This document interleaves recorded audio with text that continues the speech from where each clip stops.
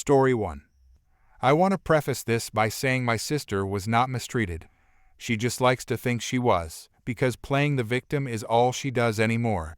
In truth, she actually mistreated me physically, verbally, emotionally, and one time, she even made me lick her feet. Our mother clawed her way up from nothing, went to college, got a great career, and did everything she could. But for my sister, it just wasn't enough. And my sister never grew out of her teenage mentality. She's 41 with a mind of a 16-year-old on substances. She invents new things in her own head, and then convinces herself it actually happened.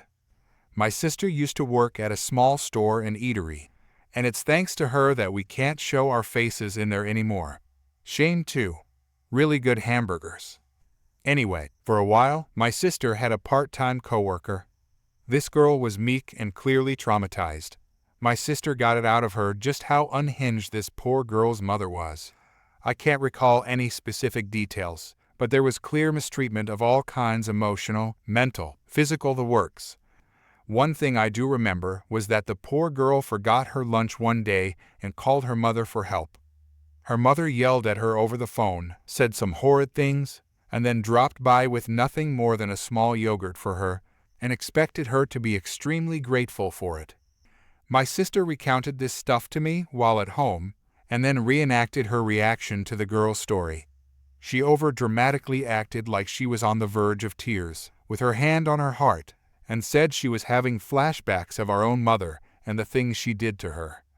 I was clearly weirded out, but ended up letting it go to avoid more drama. But that same subject about her coworker got brought up later. And that time, my sister started saying that our mother did the same stuff to her as her coworker's mother did. I finally had enough and confronted my sister about all the made-up nonsense she was saying about our mother. I asked her, "When did all that stuff happen? Because I don't remember any of that." She just stood there staring for a second, and then tried to play it off with a slight laugh. But I didn't let it go and said, "No, seriously, when did that stuff happen? Because I don't remember any of that happening when we were kids."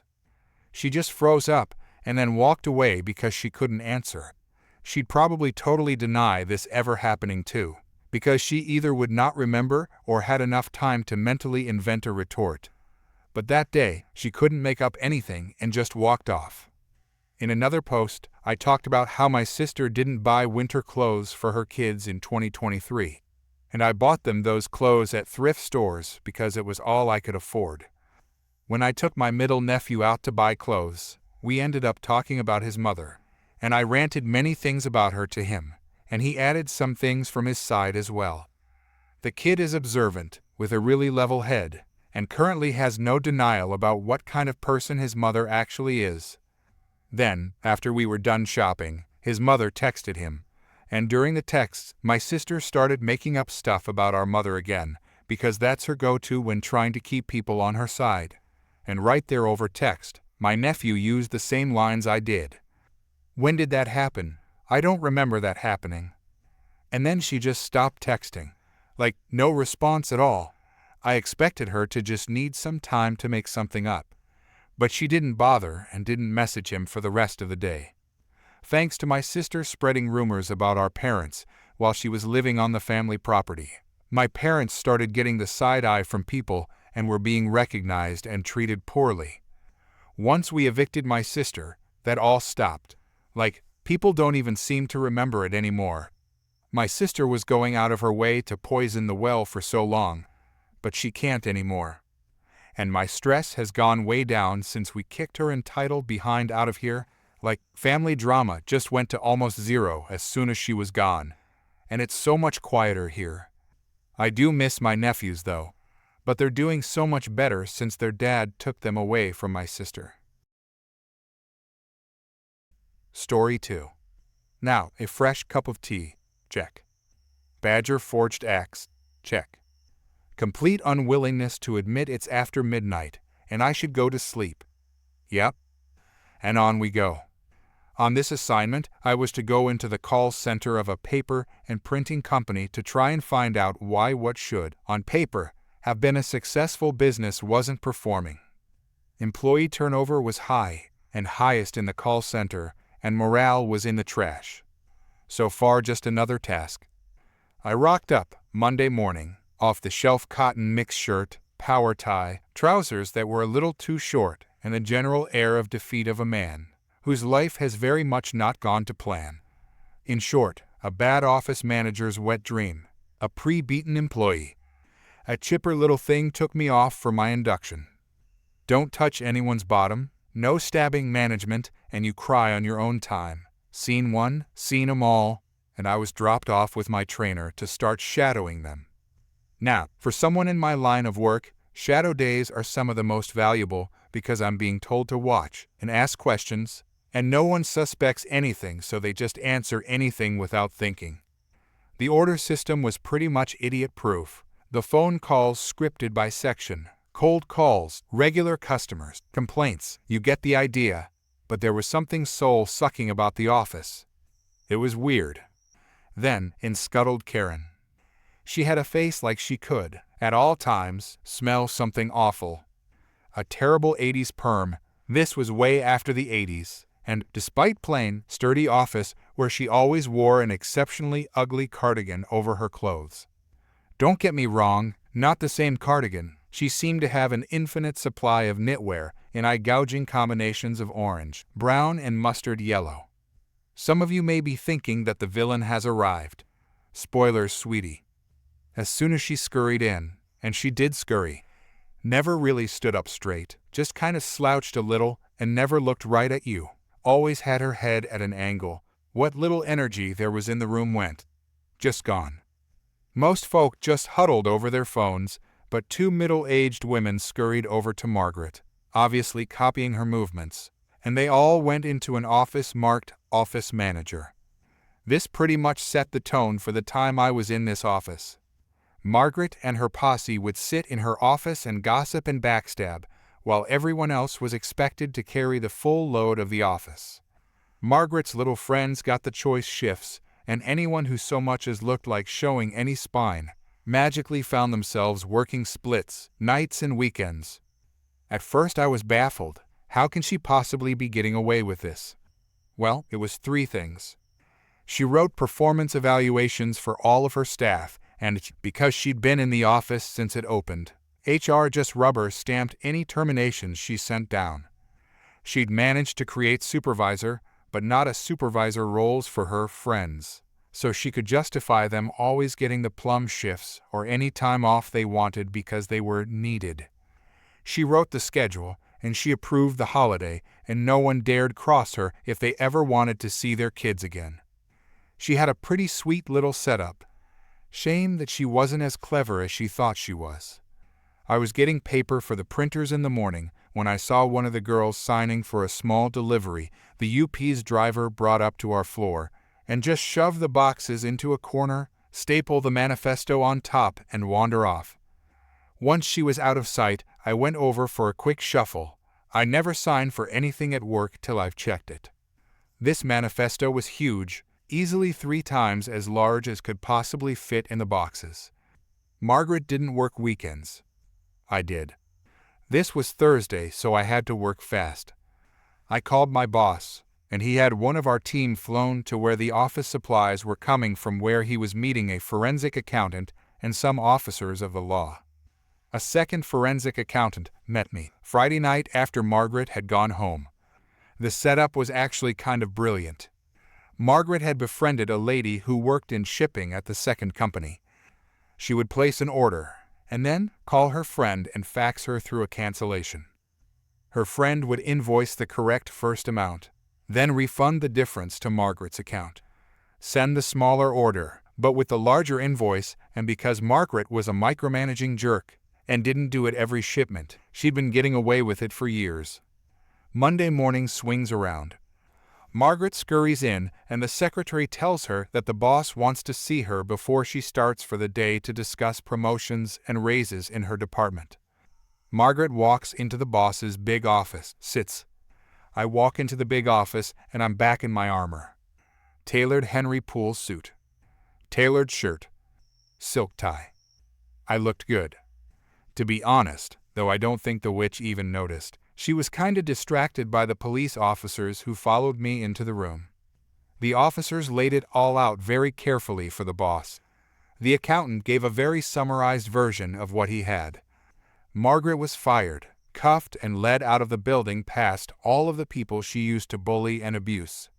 Each order wasn't huge, though anyone who orders stationery for a business knows it ain't chicken feed. But it had gone on for long enough that the charges meant that she wasn't going up in front of a judge tomorrow morning. It took me quite a lot longer than usual to get that company retrained and on track. It's harder the older a business gets, as people get so used to doing stuff the old way that they can't even imagine a better way. Still, by the time I left, a new office manager had been brought in, the shifts were fixed, HR was down a dinosaur and up a new recruit, and Margaret was still in jail. Story 3. So to preface this story, I'd like to point out I was in the 2nd grade at the time at a brand new school after moving to a new state. I was, I believe, 9 years old at the time. I'm in my 20s now, so my story will have some holes in it due to memory, but it should still be quite interesting.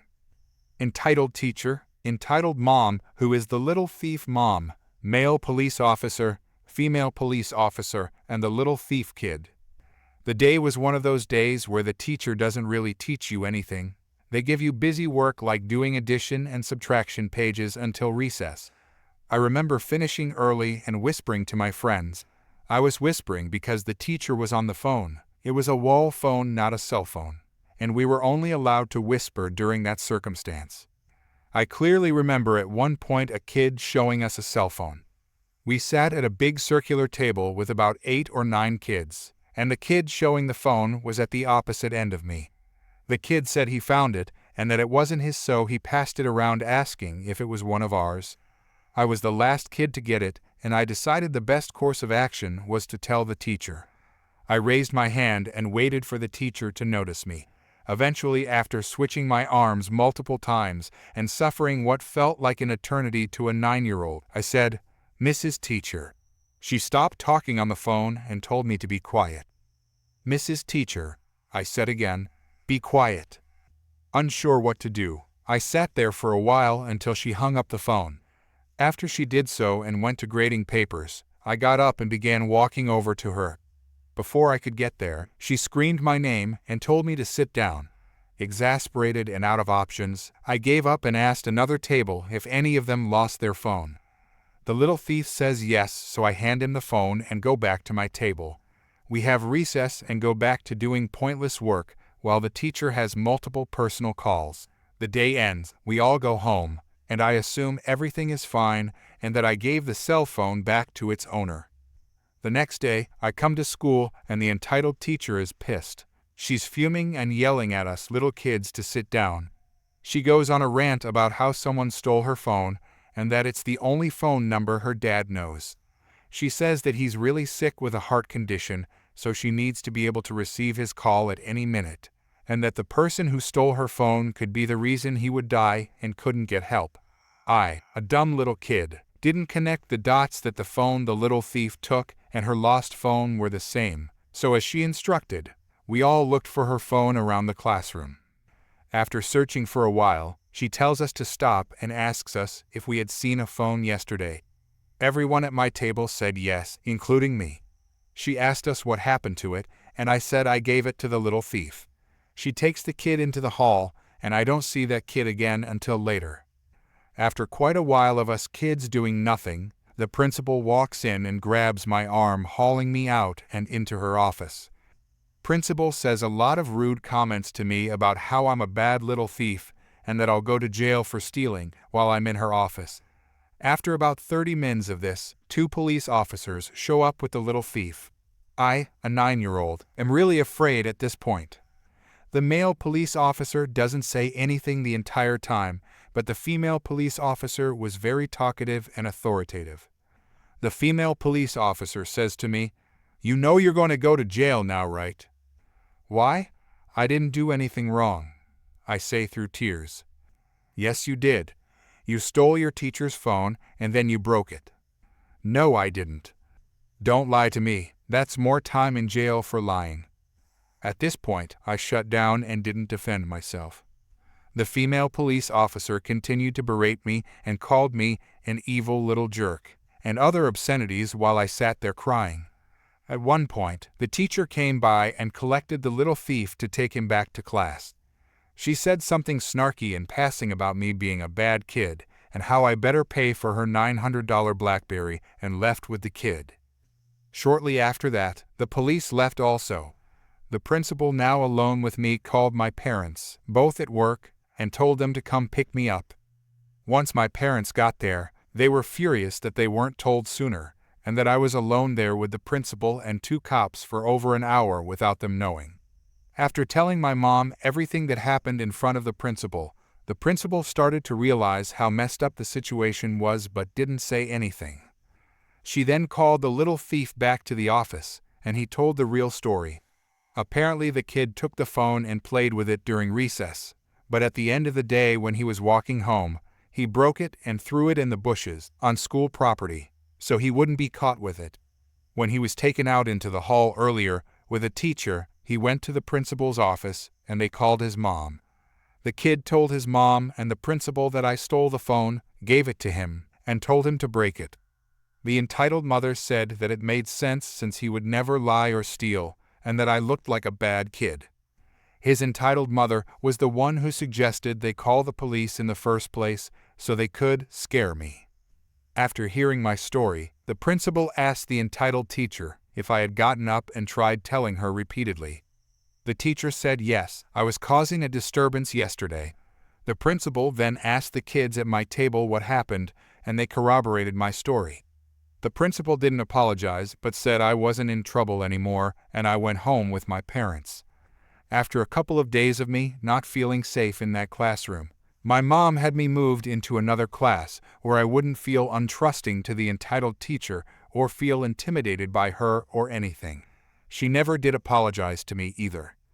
My dad ended up calling the police station and complaining about how the female police officer cussed me out and how he and my mom weren't informed. Female police officer scheduled an apology and apologized to me in person, but the female police officer was apparently the lieutenant and never apologized to me because she was too busy. The little thief and entitled mother had to pay for the phone. I moved classes and ended up being the best reader in my grade out of over 150 kids. After that, all the teachers were really nice to me and I never once got in trouble. The only weird thing that happened to me was when I was in the 4th grade. One day my mom was about an hour late to pick me up. I was waiting outside by the office, and while a few nice teachers asked if I was okay and checked on me, the principal told me I should just walk home and not to loiter on the school property, even though my mom had called and explained that she would be late. Edit. I forgot the worst part of the whole story and the reason why the principal and the teacher never apologized. The entitled teacher and entitled mother wanted my parents to pay for the phone since I was the one who gave it to the little thief. The entitled mother felt that I had more responsibility than her son. My parents said absolutely no, and that they would sue them for calling the cops on a 9-year-old without them knowing if they tried to make them pay for the phone. Story 4. If you're overdosing on the childhood bully stories, rest assured this is not one of them. It is, however, a roommate from hell story, and I hope you think it's a good one. In 2017, I took a new job on the other side of my fairly large city. Rather than commute from where I was living now, and spend at least 90 minutes driving each way, I decided to move closer to my new job. I could have got a 1-bedroom apartment on my own, but my budget at the time would only barely manage it.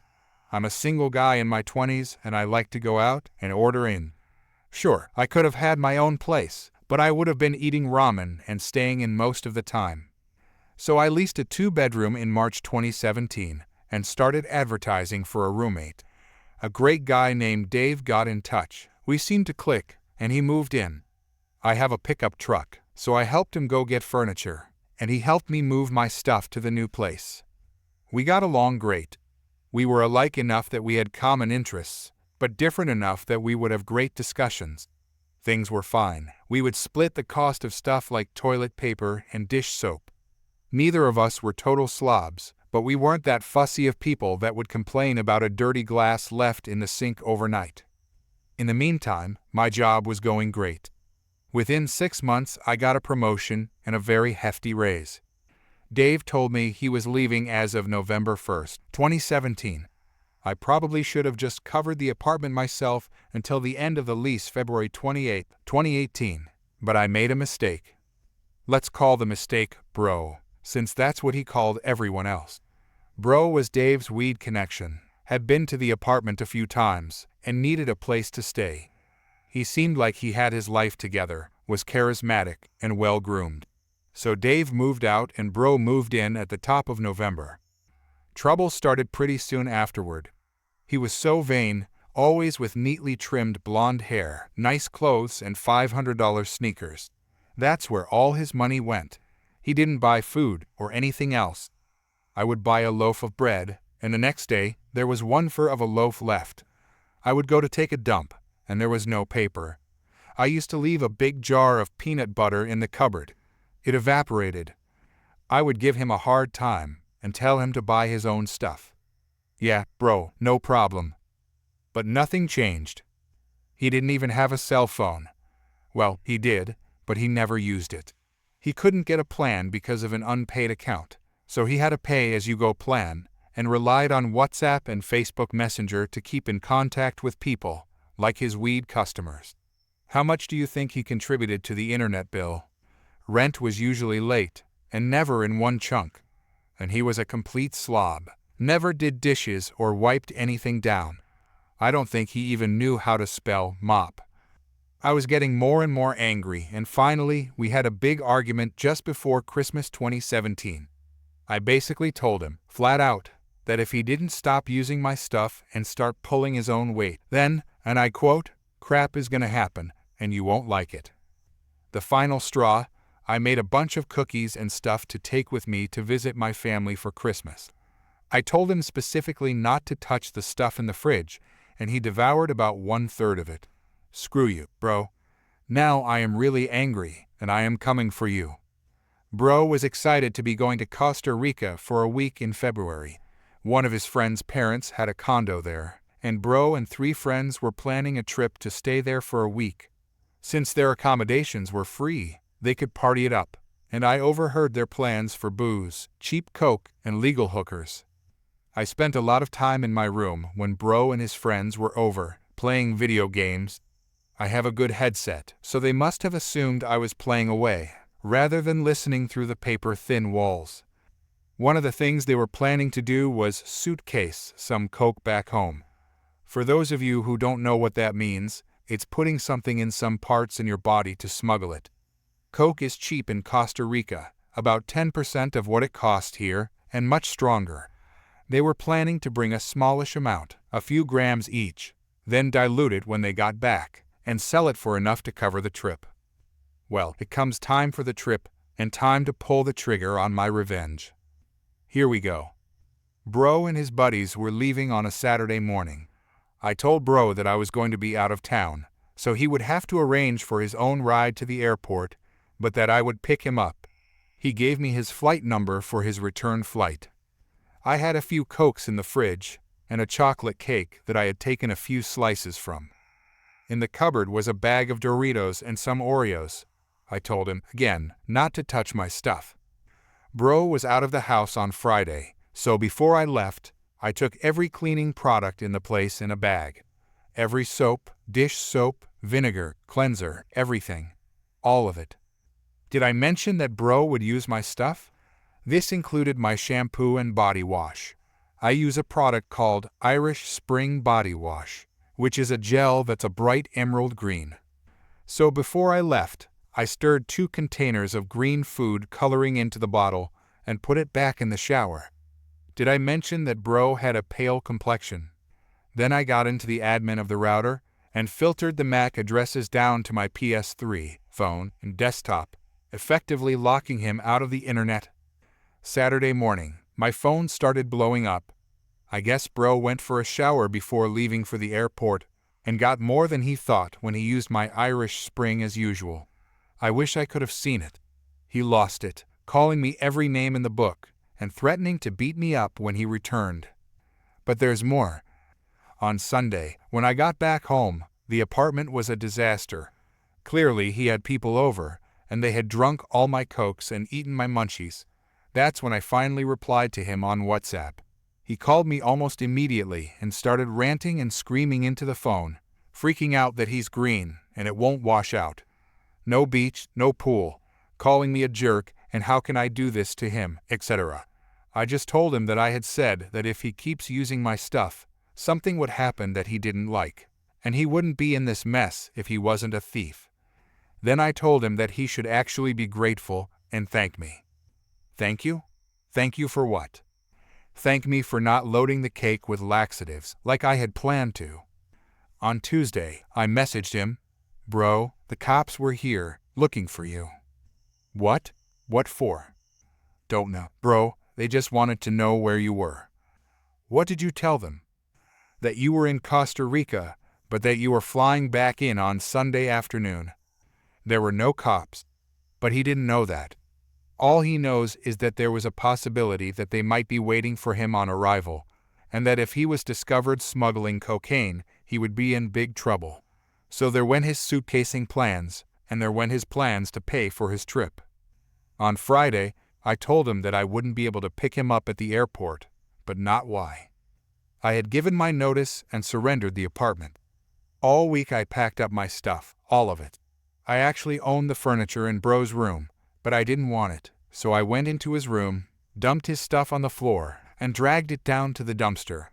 I slashed the mattress and kicked the dresser and bedside table to matchsticks. Couch and chairs, too. Then I emptied the place. Every cup, plate, knife, fork, all of it was either trashed or moved.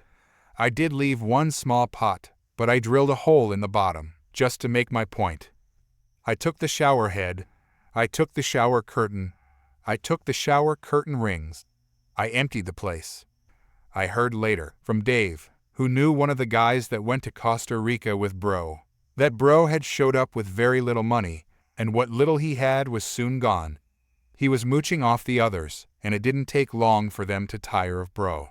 Whatever fury they may have felt by the greening of Bro was soon diffused once they caught wind of his true nature.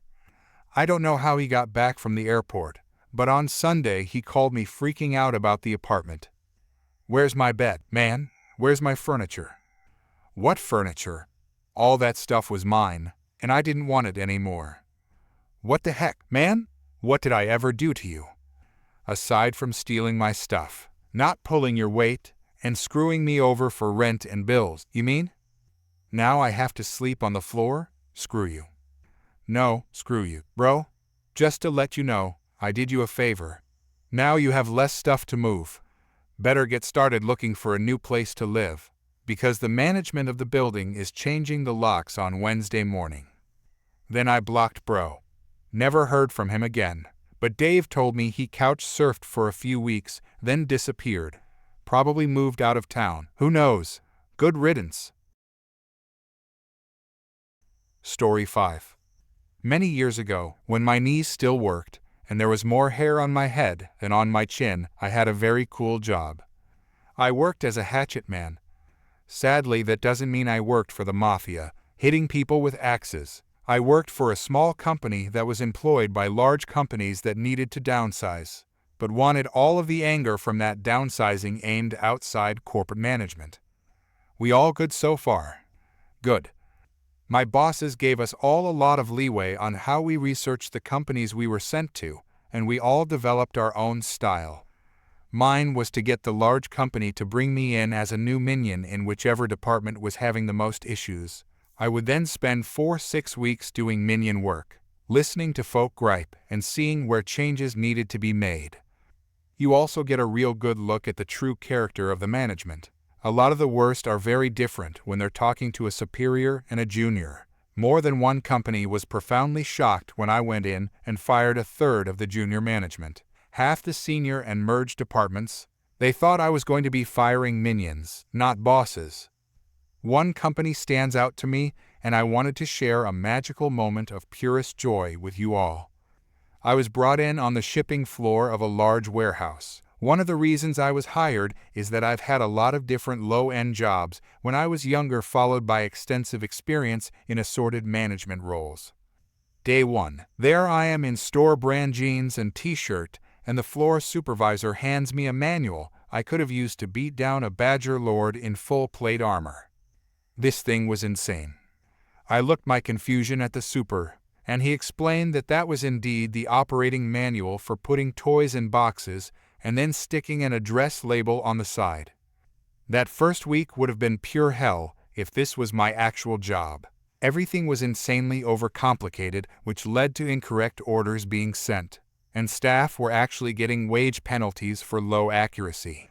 Anyway, a little chatting with my coworkers at lunch, and I found out that the new warehouse manager was some sort of relation of the owner's, who had a degree from some fancy business school and had been brought in almost a year back, fresh out of university, and given this position.